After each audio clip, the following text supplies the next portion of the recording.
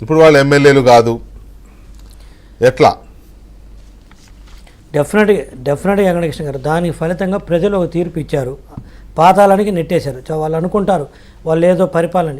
శ్రీమతి భువనేశ్వరి గారిని అత్యంత దారుణంగా అవమానించారు అసెంబ్లీలో. ఈరోజు అసెంబ్లీలోకి అడుగు పెట్టకుండా చేశాడు దేవుడు. కర్మఫలం చూడండి వాళ్ళకి. ఏ అసెంబ్లీలో అయితే వారిని అవమానానికి గురి చేసి ఈరోజు జగన్మోహన్ రెడ్డి గారు అసెంబ్లీలోకి అడుగు పెట్టలేకుండా పోతున్నాడు. నాకు ప్రతిపక్ష హోదా ఇవ్వండి అని అడుక్కుండే స్థితికి వచ్చాడు. నేను 30 సంవత్సరాల అధికారంలో ఉంటున్న వ్యక్తి ఈరోజు లిటరల్లీ కాళ్ళు పట్టుకోవడం ఒక్కడు తక్కువ ఆ పరిస్థితికి వచ్చాడు. నాకు ప్రతిపక్ష హోదా ఇవ్వండి, నాకు ప్రతిపక్ష హోదా ఇవ్వండి. ఏ అసెంబ్లీలో అయితే అవమానం చేశారో అదే అసెంబ్లీలోకి ఈరోజు అడుగు పెట్టాడు. దేవుడు అనేవాడు ఒకడు ఉంటాడు, అత్యంత దారుణమైన పనిష్మెంట్ ఇచ్చాడు. అపార్ట్ ఫ్రమ్ దట్ చట్టపరంగా కూడా డెఫినెట్గా ఆ రోజు ఎవరైతే ద్వారంపూడి చంద్రశేఖర్ రెడ్డి గారు కావచ్చు, లేకపోతే మిగతా వాళ్ళు కావచ్చు, అంబటి రాంబాబు గారు కావచ్చు, వీళ్ళంతా ప్రొవోక్ చేశారు ఆ రోజు. It is all on record, అంతా ఎయిర్లోకి వెళ్ళినవి, అన్ని రికార్డ్స్ ఉన్నవి. డెఫినెట్గా అప్రాపరియేట్ టైంలో ఆ రికార్డ్స్ అన్ని ప్రజలకు అఫీషియల్గా చూపించి చట్టం ముందు శిక్షలు వాళ్ళకి వేసేటట్టు డెఫినెట్గా చర్యలు ఉంటాయని నేను ఉంటాయి. ఎక్కడ అందులో డౌట్ ఏం లేదు. ఎప్పుడో కాదండి, ప్రస్తుతం జరుగుతున్నటువంటి అసెంబ్లీ సమావేశాల్లోనే ప్రజలకి చెప్పాల్సినటువంటి బాధ్యత కూడా ఉంది. దీని మీద ఒక చర్చ జరగాలి.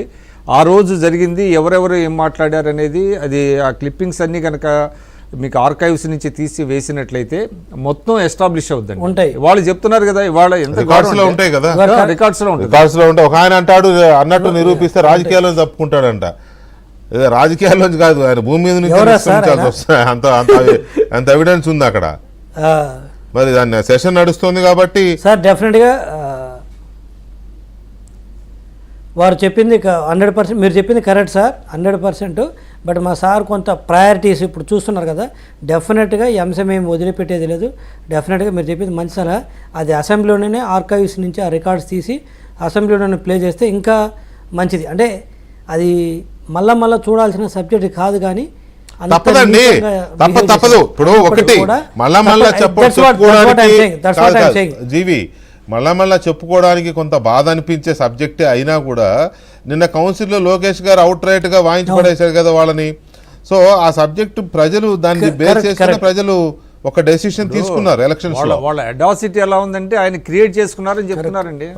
ఒక జర్నలిస్ట్ గా పనిచేసి మాజీ మంత్రిగా ఉన్నాయన, అది ఎవరో అనలేదు, ఆయన క్రియేట్ చేసుకున్నాడు. క్రియేట్ చేసి ఏడిపోతుంది అంత పెద్ద నాయకుడికి అనడానికి కూడా కాస్త మనం ఇంగితం ఉండాలి కదా. క్రియేట్ చేసుకోవడం ఏంది, ఆ కన్నబాబుకి ఏమైనా వయసు వచ్చింది కాస్త అనకూడదు, కానీ ఇంక వెళ్ళిపోయాడు రాజకీయాల నుంచి, వదిలేసి ఆయనకి ఏం భవిష్యత్తు లేదు, నేను ఉంటుందని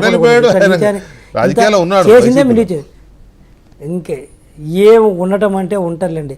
అంటే నా ఉద్దేశం ఏంటంటే అంత నీచంగా మాట్లాడి it is on record everything ఉంది. మళ్ళీ దాన్ని సమర్థించుకున్నారు వాళ్ళు, మాట్లాడిన వాళ్ళు బయటకు వచ్చి అంబటి రాంబాబు లాంటి వాళ్ళు సమర్థించుకున్నారు.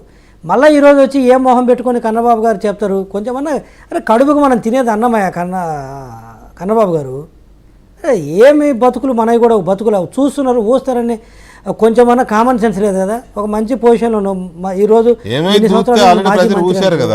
గౌరవం దక్కించుకో. అదే మాజీ మంత్రివి ఆ గౌరవం ఉంచుకో. ఇంకా ఎంతవరకు జరిగింది తప్పు అడుగు, ప్రజల్ని క్షమాపణ అడుగు. కొంతమంది ఎంతో చాలా తక్కువ స్థాయి వాళ్ళు కూడా ఈరోజు ప్రజల ముందుకు వచ్చి అడుగుతున్నారు కదా, తప్పు జరిగింది క్షమించమని అడుగుతున్నారు కదా, నీకేమైంది అడుగు. అంత నామూషండి, మీరు చేసింది క్షమించని అంత తప్పు చేశారు. కనీసం ఇప్పటికైనా కాస్త కామన్ సెన్స్ ఉంటే ఒకసారి అప్పీల్ చేసుకుంటే ఏం పోతుంది. ఒకళ్ళు కాబట్టి ఒకళ్ళన్నా కనీసము చట్టాలు క్షమించకపోయినప్పుడు కూడా కొంతమంది ప్రజలను క్షమిస్తారు.